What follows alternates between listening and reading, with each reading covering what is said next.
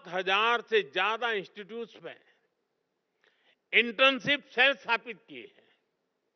युवाओं में नए स्किल्स विकसित करने के लिए आज हर संभव प्रयास किया जा रहा है। इन युवाओं के टैलेंट, टेम्परामेंट और टेक्नोलॉजी की ये ताकत ही भारत को सफलता के शिखर तक लेकर जाएगी।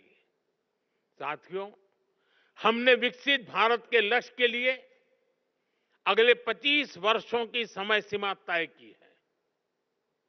हमारे पास समय सीमित है, लक्ष्य बड़े हैं।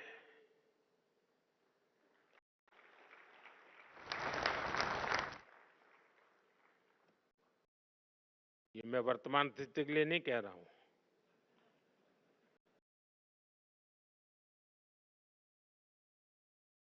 और इसलिए ये जरूरी है कि हमारे आइडिया की प्रोटोटाइप से प्रोडक्ट तक की यात्रा भी कम से कम समय में पूरी हो। जब हम लैब से मार्केट तक की दूरी को कम कर देते हैं तो रिसर्च के परिणाम लोगों तक तेजी से पहुंचने लगते हैं। इससे रिसर्च को भी मोटिवेशन मिलता है, उनके काम, उनकी मेहनत का इंसेंटिव उन तक पहुंचता है। इससे रिसर्च, इनोवेशन और वैल्यू एडिशन के व्हील को और गति मिलती है। इसके लिए जरूरी है कि हमारा पूरा रिसर्च इकोसिस्टम एकेडमिक इंस्टीट्यूशन से लेकर इन्वेस्टर्स और इंडस्ट्री तक हर कोई रिसर्च के साथ खड़ा हो, उन्हें गाइड करे।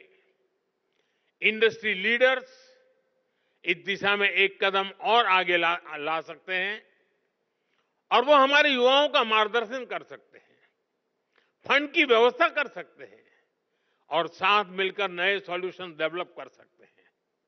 इसलिए सरकार रेगुलेशंस को सिंप्लीफाई करने, अप्रूवल्स को फास्ट ट्रैक करने के प्रयासों को भी गति दे रही है। साथियों, हमें AI, quantum computing, advance analytics, space tech, health take, synthetic biology को लगातार प्रमोट करना होगा। आज हम देख रहे हैं भारत एआई डेवलपमेंट और एडॉप्शन में आगे रहने वाले देशों में शामिल है। इसके विस्तार के लिए सरकार ने इंडिया एआई मिशन को लॉन्च किया है।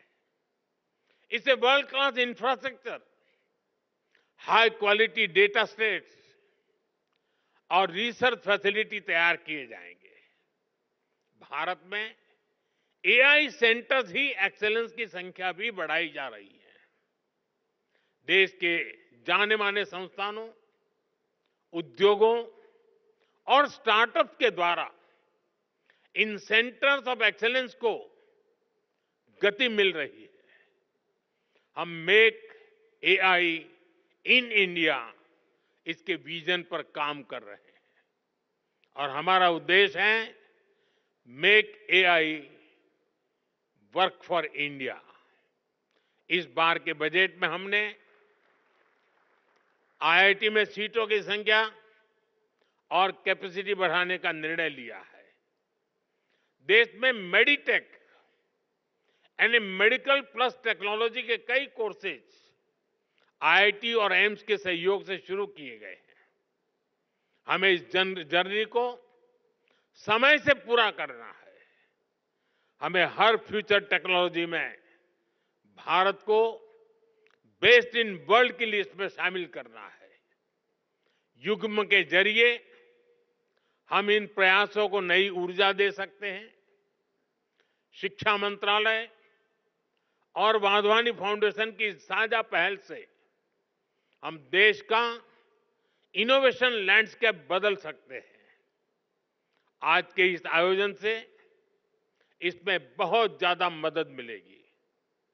मैं एक बार फिर युग्म पहल के लिए वाधवानी फाउंडेशन का आभार व्यक्त करता हूं। मेरे मित्र रमेश जी को अनेक अनेक शुभकामनाएं देता हूं। बहुत बहुत धन्यवाद। नमस्कार।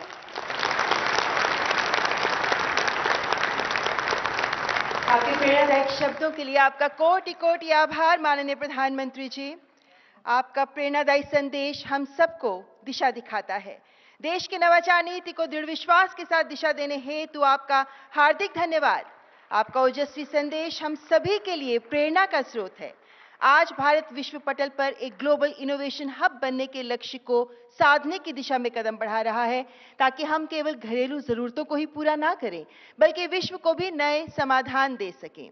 यह है इनोवेशन का महाकुंभ युग।